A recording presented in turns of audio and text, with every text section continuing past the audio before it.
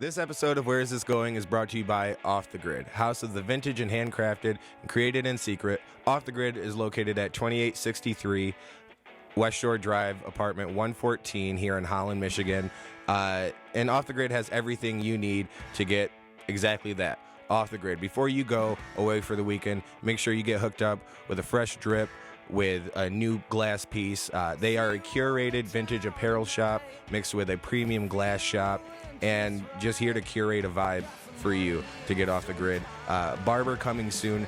They are, like I said, located at 2863 West Shore Drive, apartment 114, open Monday through Saturday, 10 a.m. to 8 p.m. Check them out. Tell them we sent you, and you will get 10% off of any glass or merchandise purchase.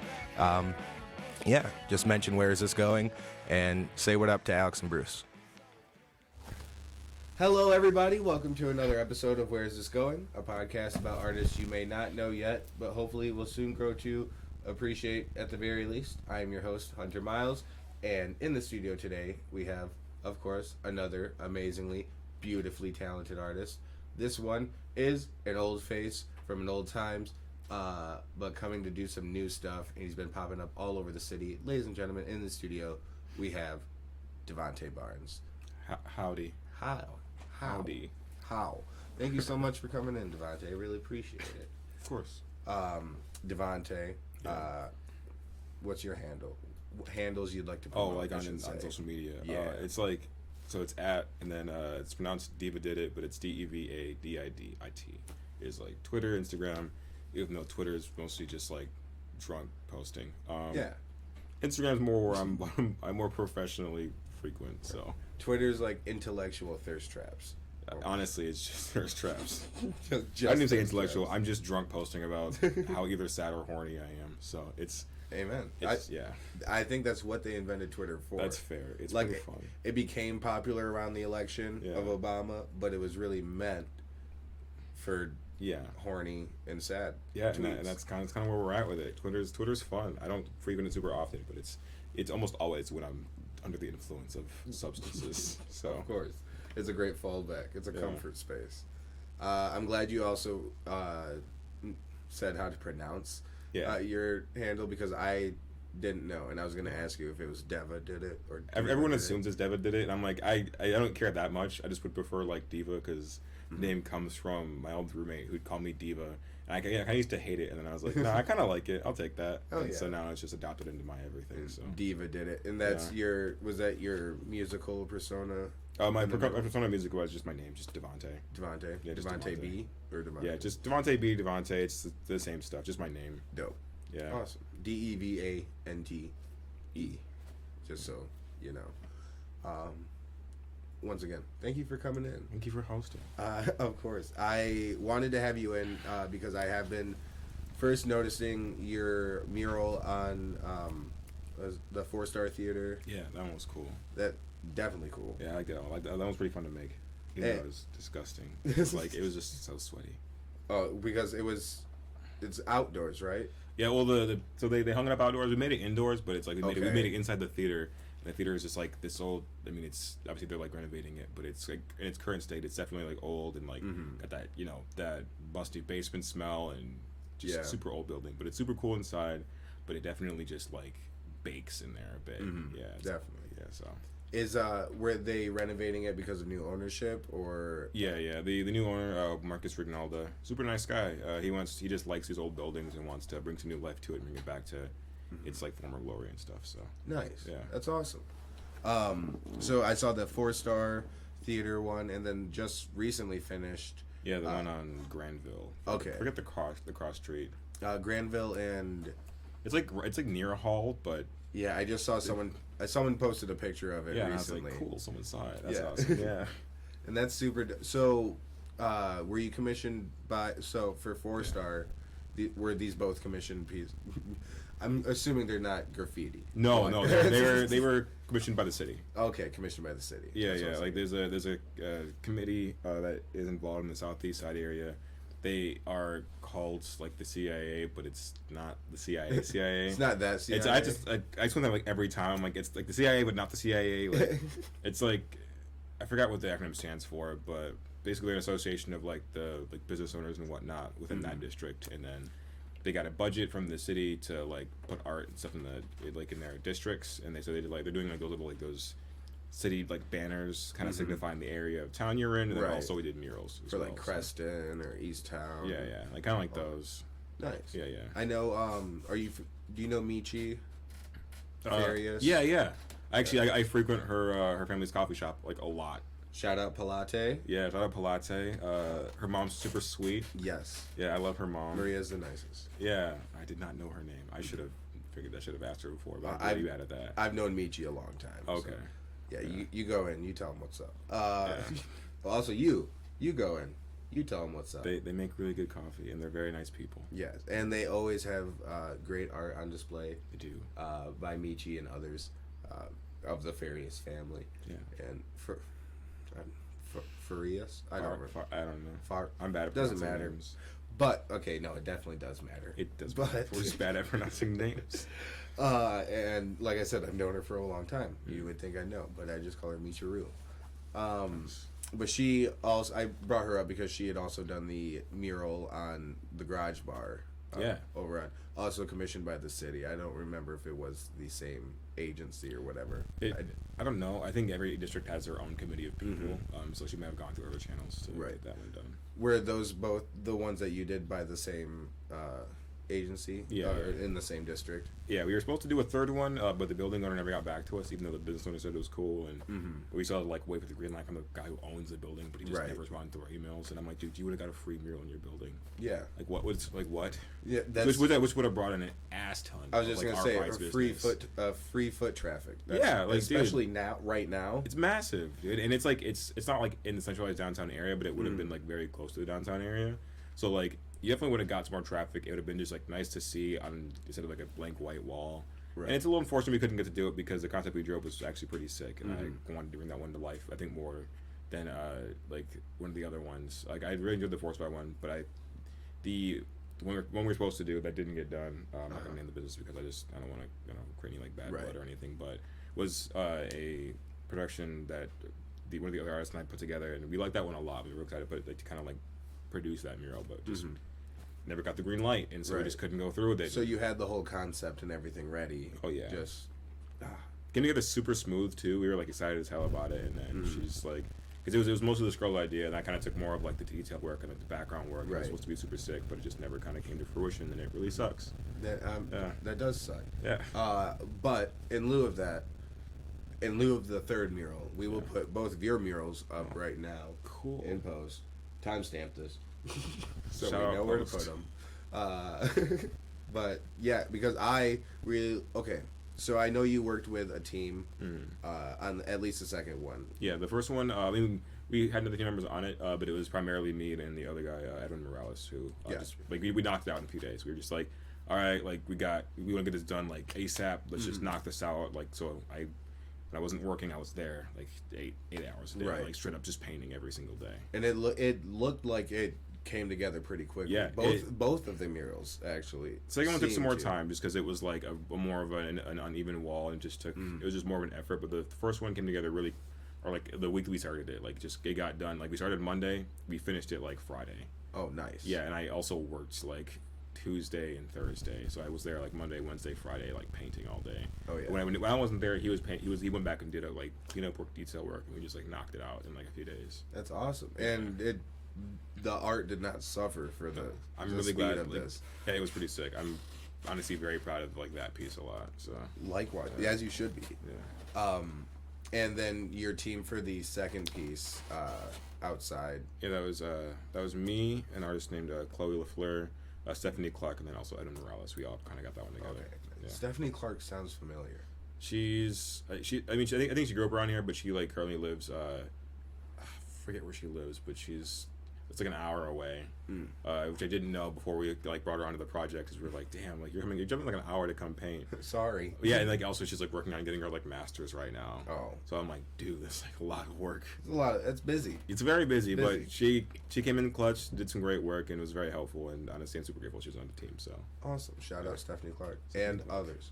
And yeah, like they're all great. Honestly, like Edwin was the whole backbone of the project. So shout out Edwin. He did a lot of the like talking to the committee stuff and organizing everything and getting materials. And so he wasn't even supposed to be like hands on for the mural, but some stuff like ended up happening. He was just like, we gotta get this done. I'm Right. Like, all right. I'm like, all right, cool. We're here and we're doing it. So. Right.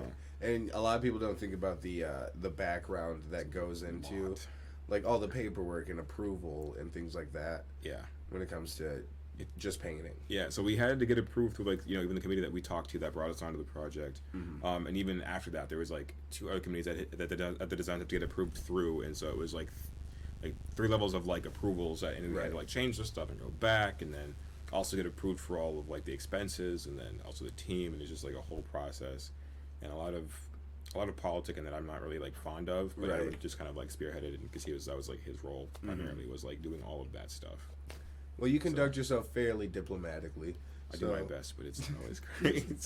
But does all of that politicking and like the channels, like the channel climbing, does any of that ever stifle the passion behind the creativity of the project? I'd say not necessarily, because typically with like the whole mural process, like the concept's already drawn up, so all the passion that I wanted to put into the concept is there. Yeah.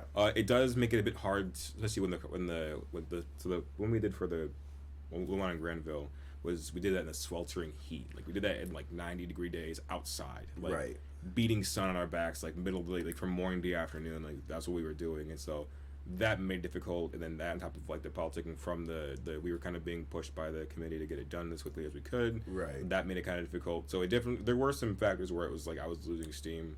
But we ended up going through. Wise. Yeah, it's just like it's super hard to keep motivation when you're just like getting the sun beat on you for like days at a time. Yeah. It's like super hot, and then I also work almost full time, and so I'm like on my days off I'm working anyway, and it's like it's a lot. It's a lot of work. Well, I hope it pays off. Yeah. I'm kidding. It seems to be just the mural itself is a beautiful piece, and I love to see that people are driving by it and taking pictures of it to show you or tag you in it or just even just to post it. Yeah, like we got a lot of positive response from the community while we were working on it as well. So that was like awesome. That was almost even like worth more than like just doing the mural. It was like a lot of my art is geared towards like kids. Like I mean the styling anyway is geared towards like children's like eyes. I want them to like see stuff. And so I typically draw more of a cartoony fashion, and so like the fact that like we were getting like positive feedback from like kids who lived in the area is like a lot. So and that's super dope. I have 2 questions. One, we do have a picture of speaking of the kids, of the post from the Grand Rapids Public Museum. Oh yeah. Is your piece in the public museum? Yeah, I would assume then. How long has it been on display? I think since was it earlier this year? Or was it? I think it was earlier this year. It's been.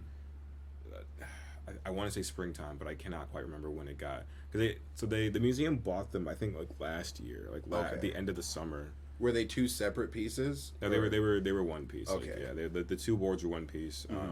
Painted them in the windows of One Trick Pony over on Fulton and the cross street. But I painted them in those windows, and then like. Yeah, they're 2 pieces. Or they're 2 parts to 1 piece. Right. Yeah. Right. That one. I love your fascination.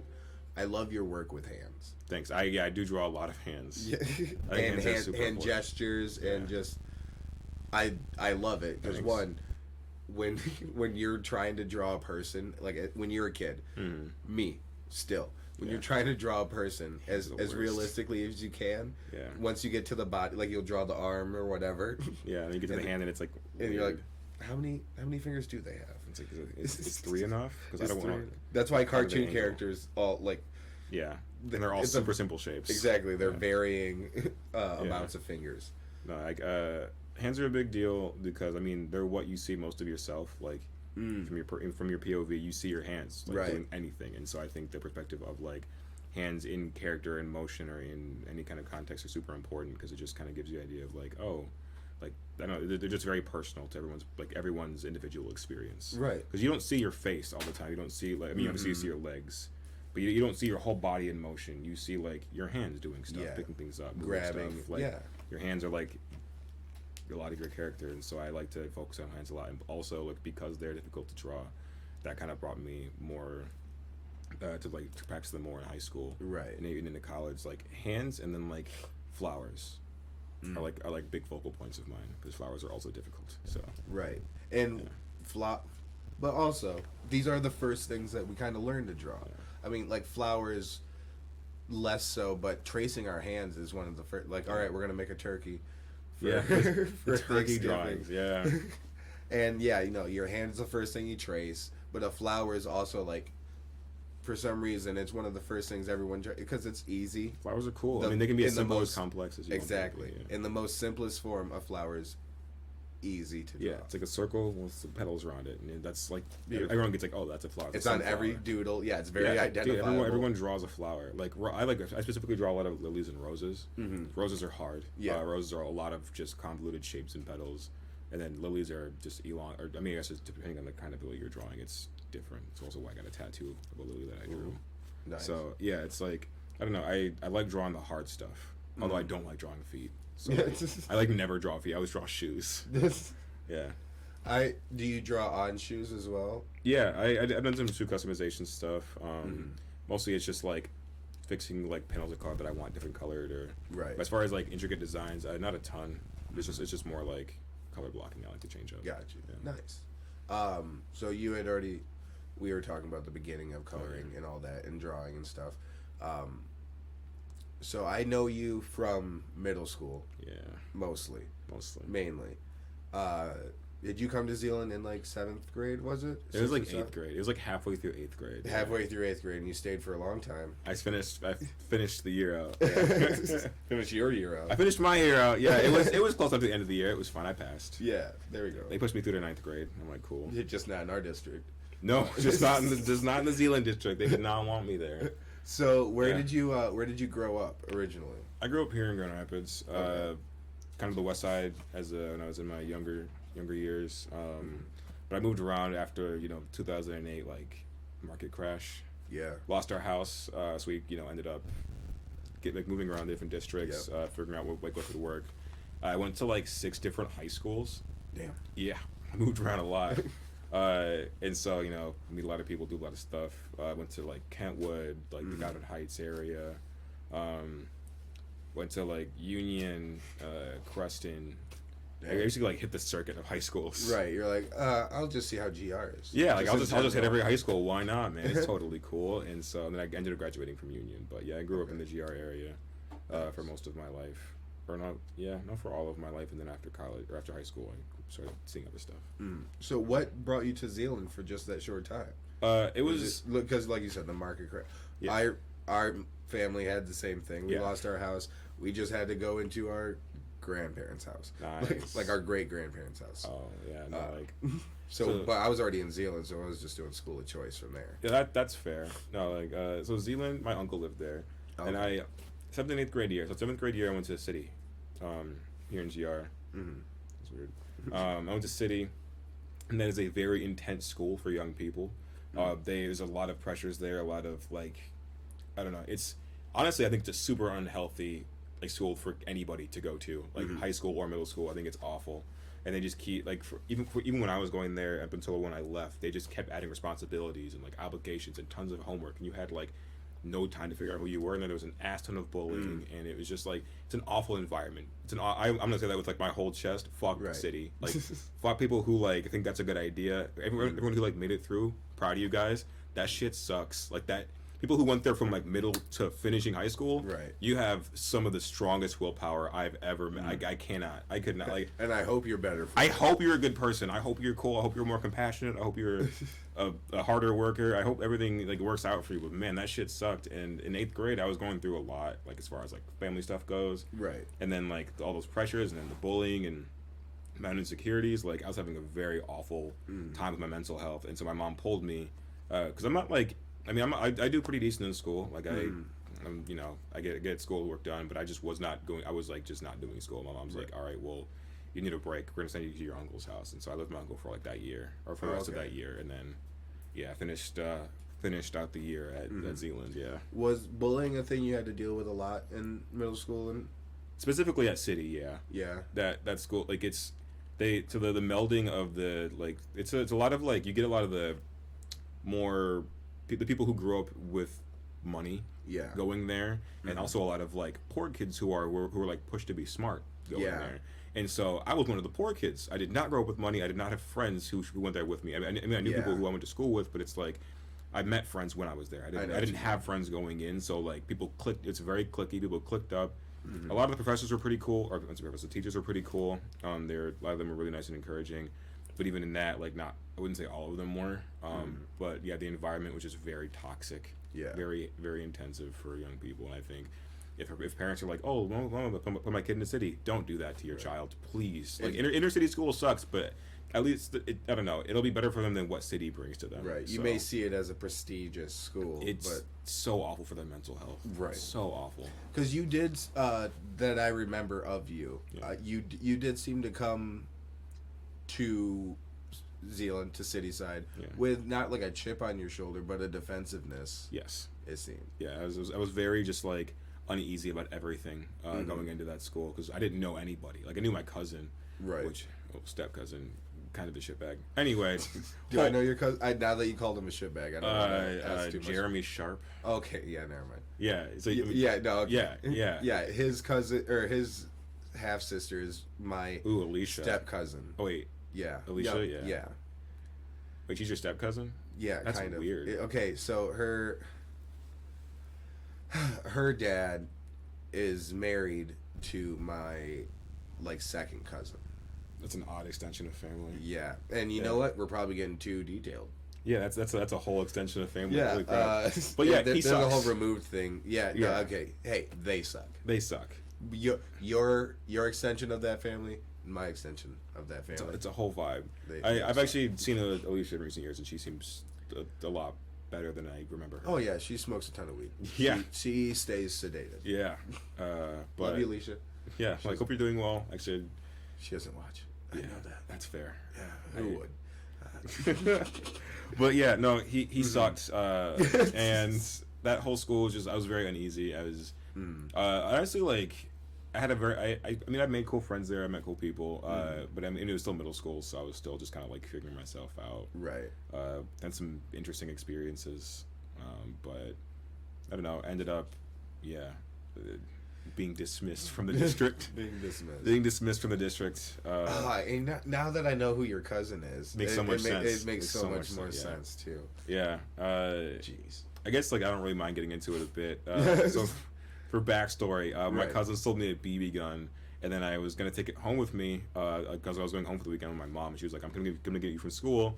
You know, have everything you want like with you." And I'm like, "All right, cool." So I brought my blanket. All my clothes I was bringing home to like swap out for my other clothes, and then like I brought the BB gun, put it in my bag in my locker, bought him. Didn't mention it, didn't want to make it a big deal because obviously I don't want to broadcast and bring a fucking gun to school. Right. Yeah. And then like broadcast. Yeah. And then my cousin decided to go tell the principal, and then they called the cops, and it was a whole thing. And then I was suspended, and then I was expelled, and and then I went off to 9th grade and back in Grand Rapids, Old Kentwood. They're like, all right, ship him back. Yeah, like he had his fun few months. Out here in the country. Zeeland, one of the 5 black kids that gets to be here.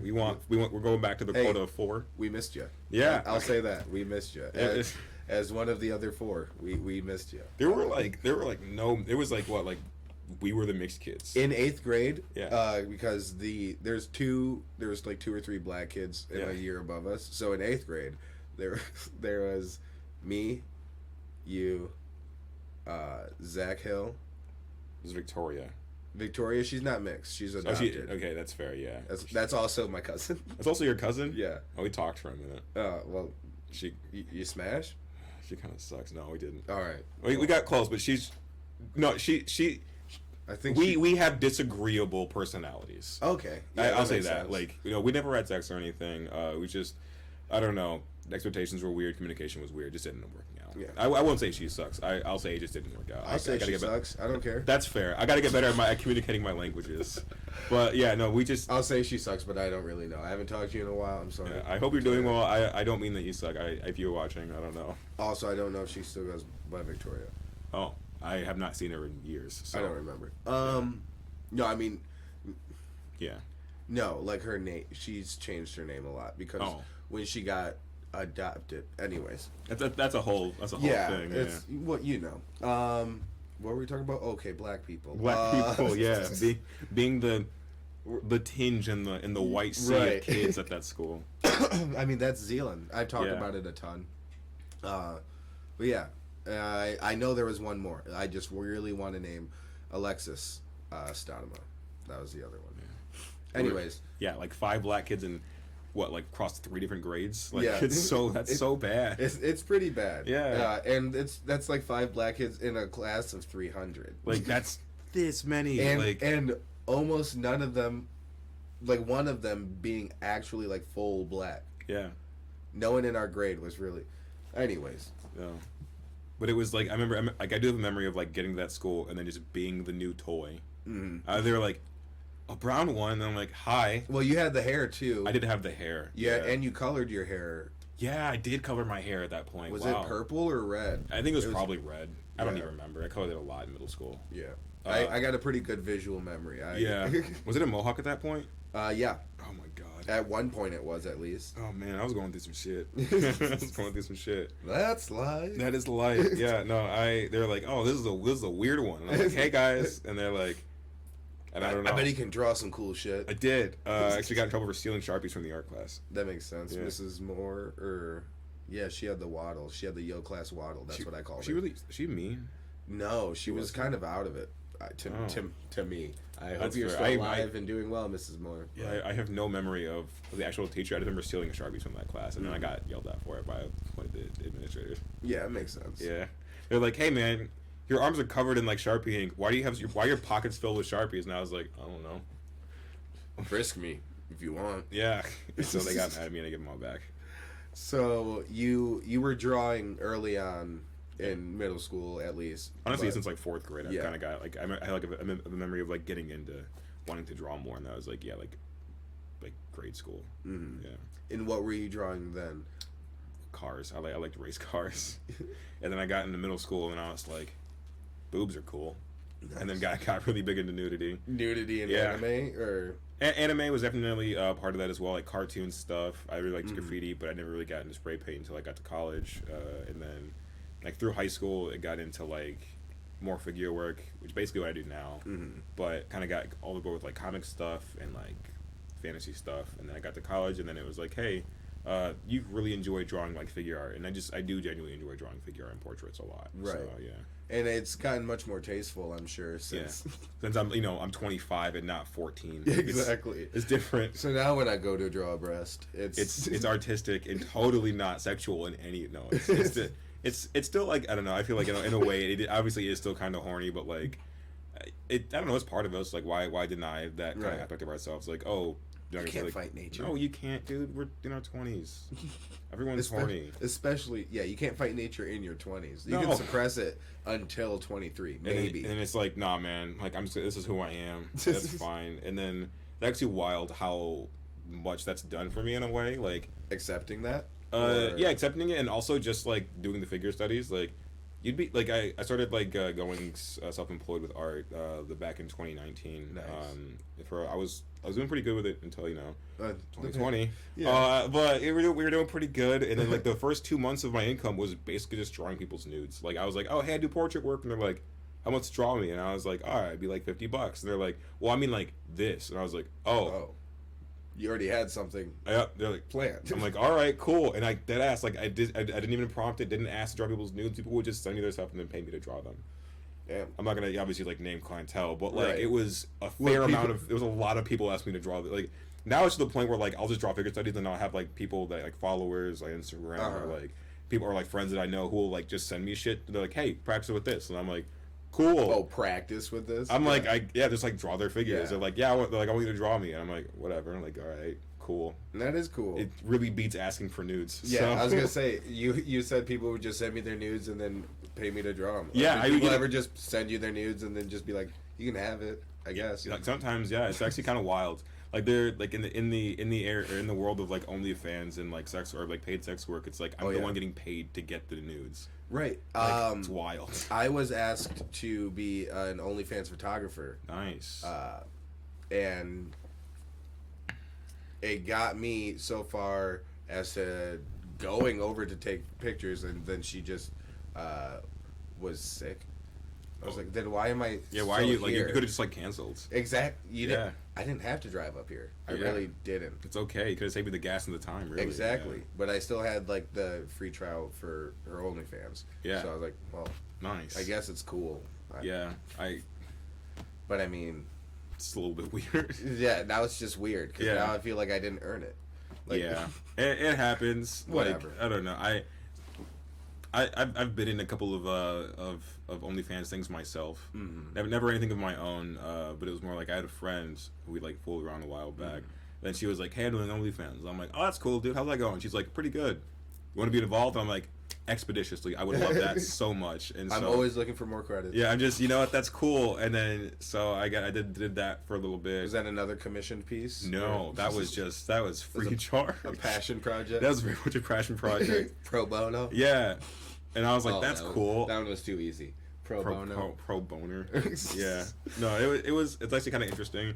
I don't think I could ever have like the dedication to commit to my own OnlyFans stuff, but it was fun kind of like being involved because it's a very odd world where sex work is just like a normal job now. Right, and it's much different, yet seemingly the same as other performative arts. Yeah, I mean, it literally is like in a way like acting, and you are just kind of like putting yourself out there in a way and being very vulnerable and exposed. So it's like kudos to those who can commit to it because it's a lot of effort and a lot of work. I have plenty of friends who do it. I'm like, I don't know. I'm part of the idea. I just like being a feature. I'm not gonna lie. I just want a feature. That's much like me. I would much rather be a guest on a podcast than host a podcast. Yeah. I realize because keeping up with this content is hard. Yeah, that's fair. But hey, we're trying.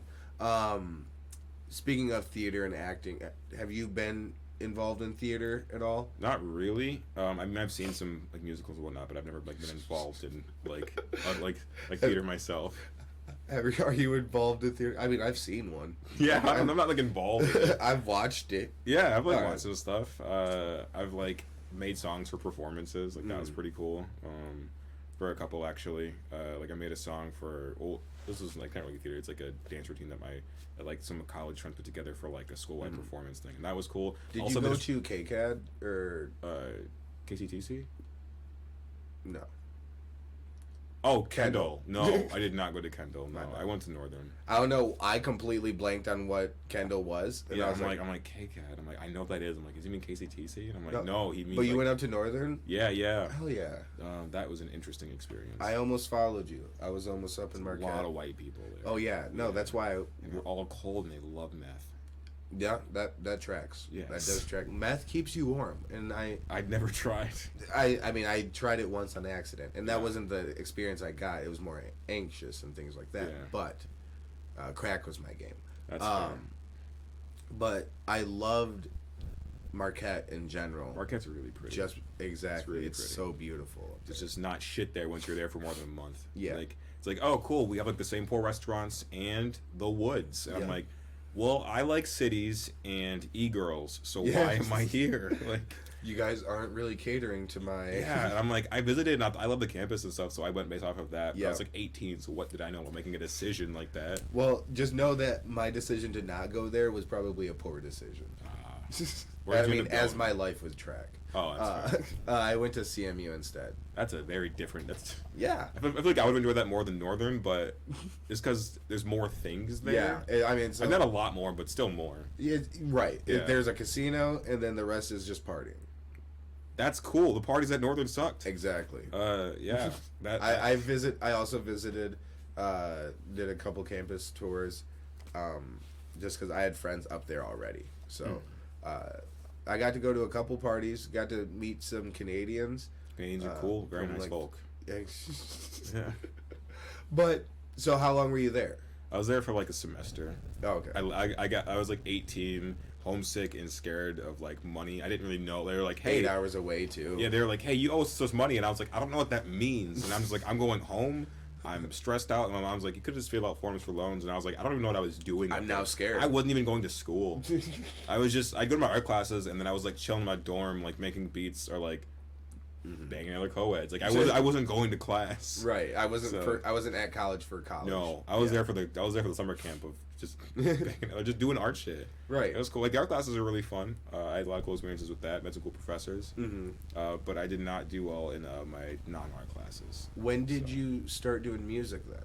I kind of got into it when I was like in high school, towards the end of high school. But when I started kind of taking more seriously after high school, especially after like I left Northern, I got back to GR and started I started DJing at Northern, just kind of like on this for fun in my room and everything, or my dorm, and then I got back to GR. Not at parties or anything. Not really, no. It wasn't like a thing I was like that confident in. And then I got back to GR, played my first show at Tip Top Bar. Yeah. Yeah. I was 19. Shout out Tip Top. Shout out Tip Top, and shout out to the DJ Dean Martian for putting me on as a young 19-year-old who should not have been in a bar. And I played for like 3 people. I've heard that name, Dean Martian. He's like a local dude. He's honestly like just like around. Dude's just around. He's just out here. Yeah, he's a cool dude. Super nice, and he's just a super interesting guy.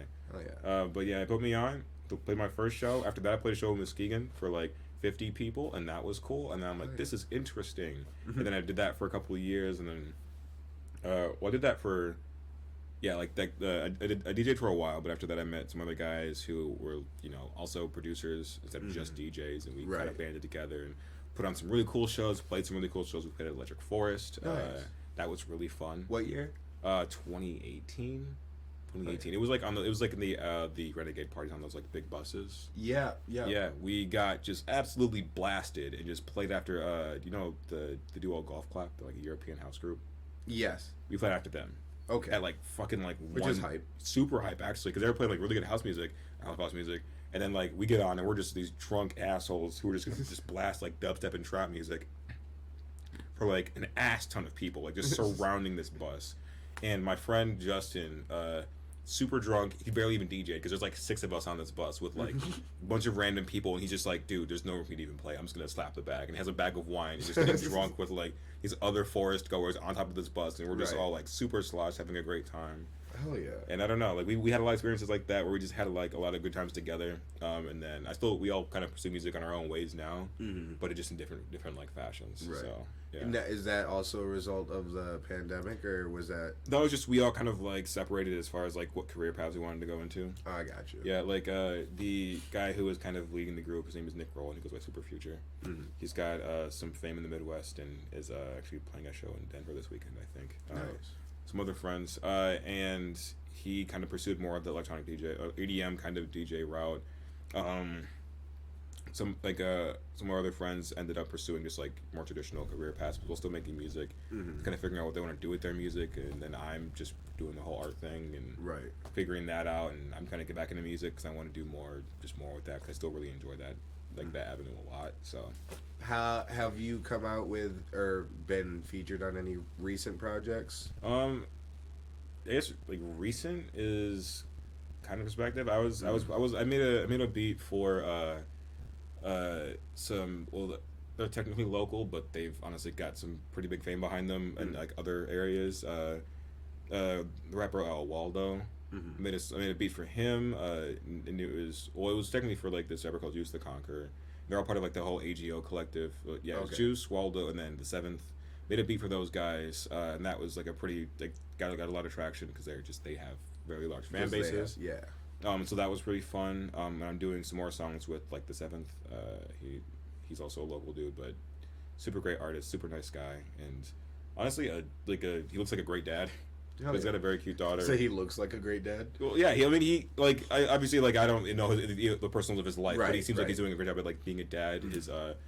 I was hoping he didn't have a child. No. He looks like he's got a daughter. She's like a sweet little kid. The mother is like also I know her personally as well. She's super sweet, and they're a nice couple, and like a really cute, seems like a very healthy relationship. So it's super cool. Yeah, so it's nice to see a good artist with a good family. Yeah, no, it's rare as they get famous, so like, it's cool to see it like within people, and I don't know, it's nice to like honestly know them because they're very interesting people. But yeah, super nice. Hell yeah. So all right, I got at least 3 more questions for you. We can scoot out here soon.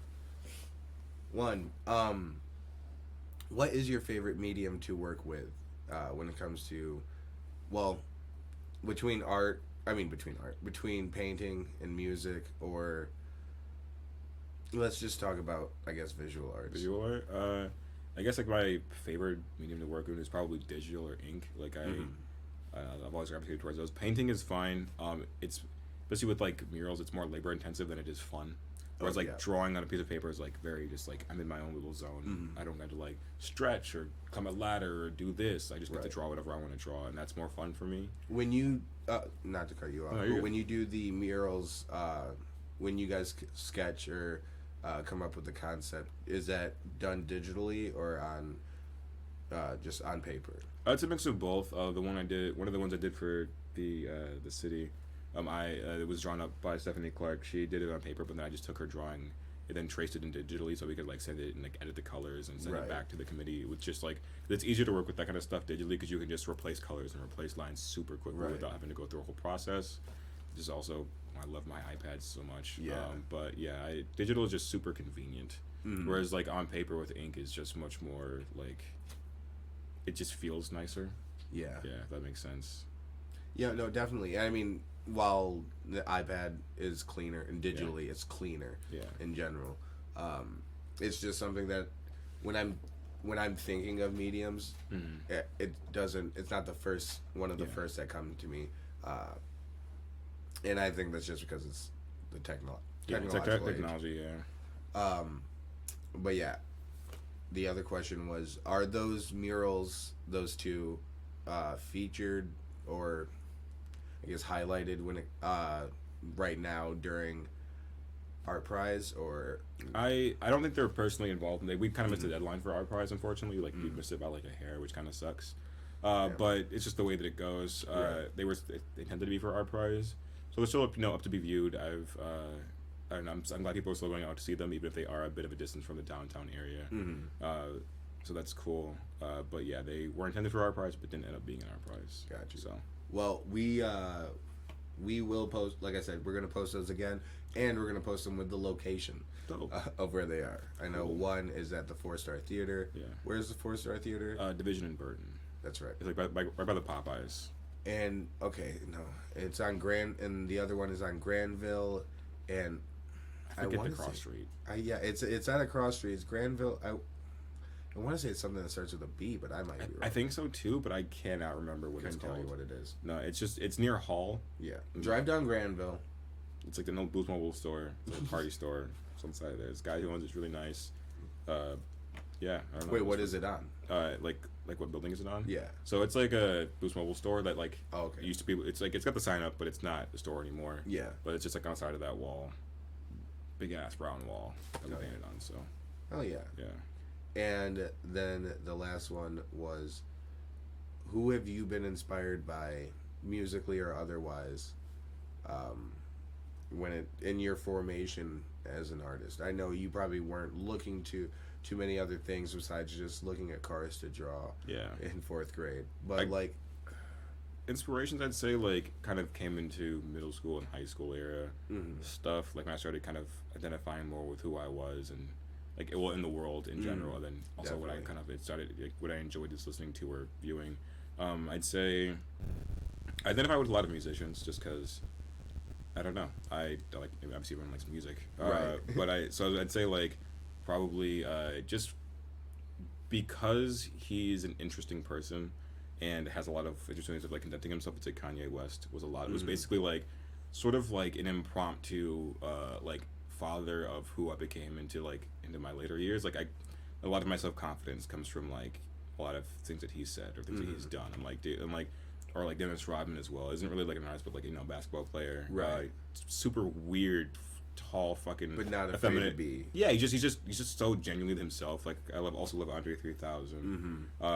Very just like thought-provoking dude. I do have to ask you, how was Donda? Donda was phenomenal. I saw you went down there. I did. That was a super good show. It was the album's super sad, which I think is really cool. I don't know. I'd say sad in a way where obviously he's like talking about hardships and there's a lot of like pain real to the album, but I think in a way it's very freeing to let those emotions out. Like obviously, like everyone's like, "Oh, be happy, be positive." I'm like, "Nah, like not everything's sunshine, No, dog." you like, can be sad and real. Yeah, like it's like just like experience your emotions. I think that's what a lot of that was just the experience of these people's like emotions and just their lives and whatnot. And so that was cool. It's a very interesting show. I have typically been to performances where it's like, oh, they put on like a choreographed thing, and it's like a whole thing. But it was just like it was him with a bunch of people outside this house that was smoking the entire time on a mound of dirt. And then there was like visuals playing, and he was just kind of like running around the house with like Travis Scott and Marilyn Manson and like the baby, and they're just playing the songs off of his album. And there's like a circle of people, and I'm like, this, I don't understand. This isn't like a concert. It's not. This isn't like oh, let's get lit and dance, and you know. I'm like, no, this is like you watch this, like you watch this album be like played, and so that was interesting. But no, yeah, typically. As far as like visual artists go, I'd say it was more like mentors that were like I grew up with. Like I had an art teacher through an after school program called WIMCAT. His name was George Eberhardt. I wouldn't say is. He's alive. WIMCAT? WMCAT? Yeah, yeah. I only know that from going to GRCC. Yeah, so yeah. I would see the building. Yeah, dude is super cool. He actually kind of got me into illustration and to kind of honing in my skills on drawing. He's still a prevalent like source of my life today. He doesn't live here in GR right now, but he's been always a super cool dude to talk to. Has always given me like wise advice.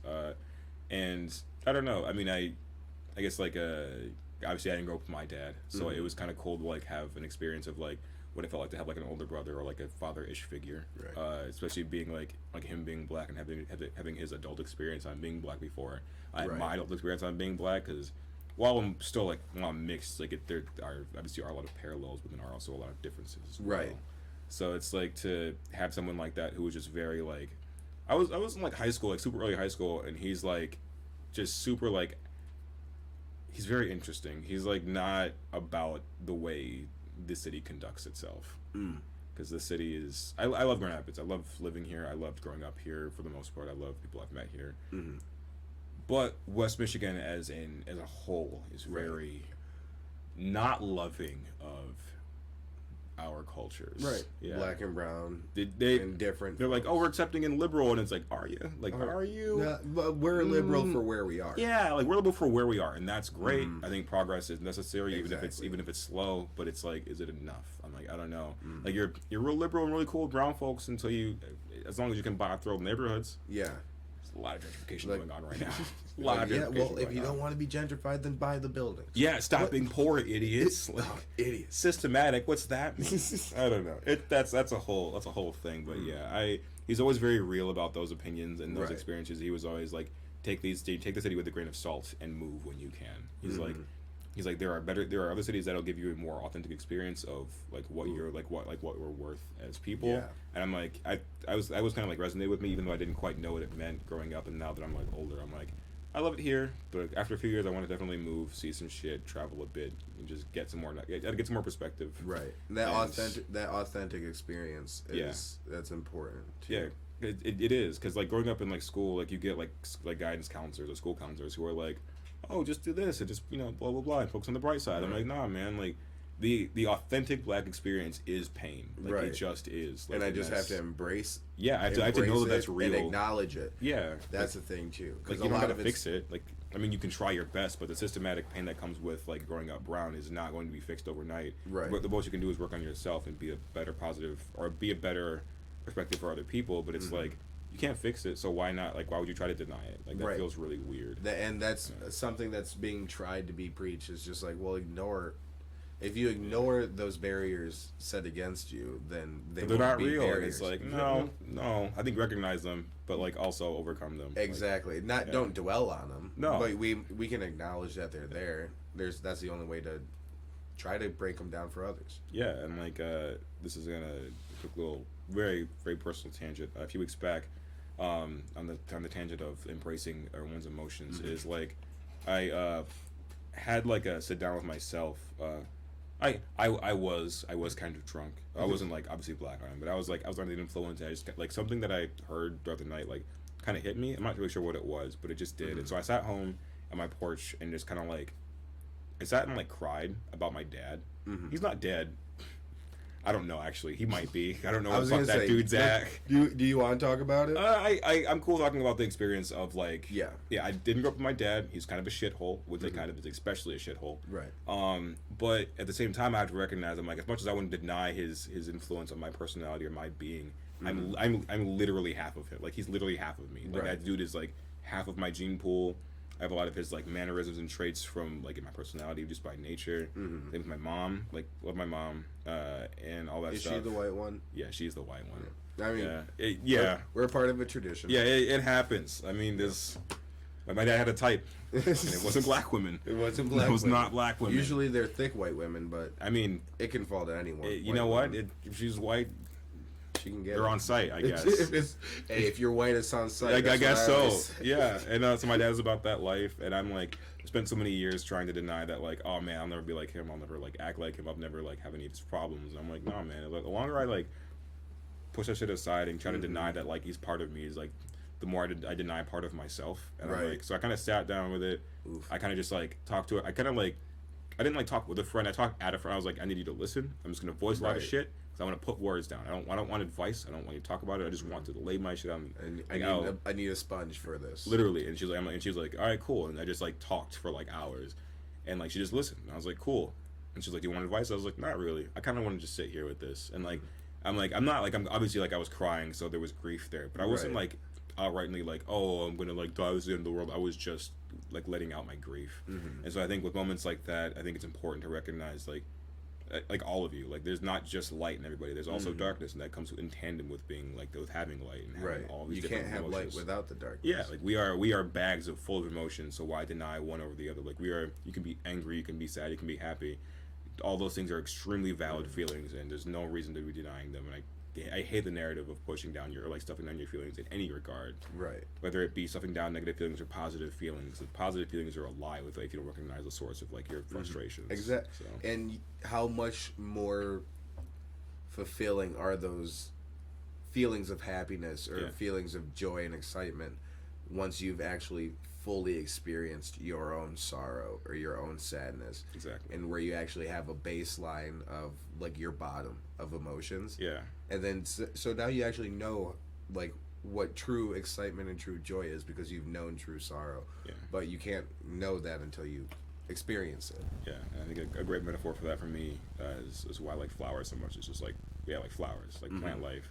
Like there's a lot that goes into taking care of plants. I'm awful at taking care of plants. But I just like the idea of like different plants growing under certain conditions and doing different things and reacting to certain environments. I think like that's a great metaphor for just like any kind of life. And that's, I don't know, I just love flowers for that reason. Because like they're they're pretty, no matter like, you know, and I don't know, they're cool as fuck. Flowers are fucking tight. Flowers are fucking tight. Yeah. And a lot of them have to grow or evolve defense mechanisms in order to survive in an environment they're probably not meant for. Exactly.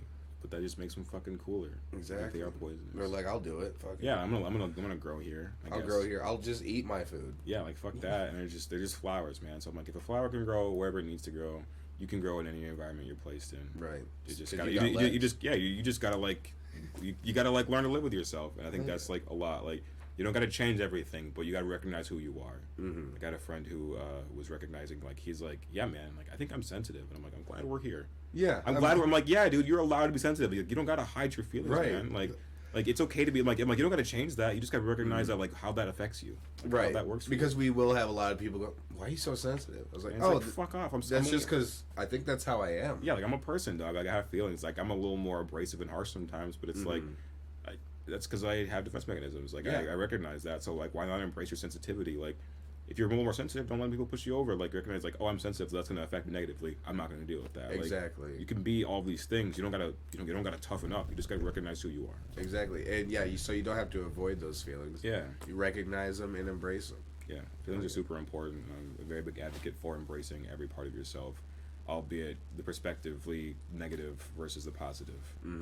Again, it's all perspective. So. Yeah, you got to embrace it all to know where you place it. Exactly. Really. Well, I think that's a great place to end. Sick, dude. Yeah. Dude, thank you again. Of course. Thank you for having me. Of course. Once again, ladies and gentlemen, this has been Devante Barnes and I talking, chatting it up. Yeah. You can follow him on Instagram and Twitter Follow them everywhere. Yeah. At Diva Did It. That's DEVADIT. Hell yeah. DEVADIT. Yes, Diva did it. Yeah.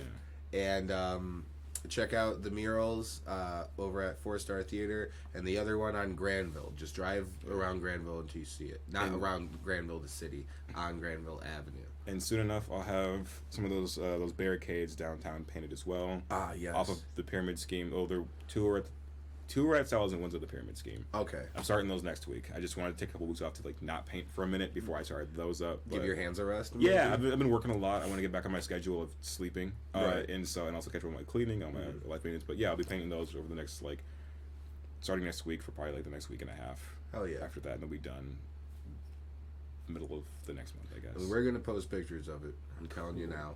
Cool. Also, you got those prints I just saw. Yeah, I've sold a bunch of them already, but I have a decent amount left of different ones.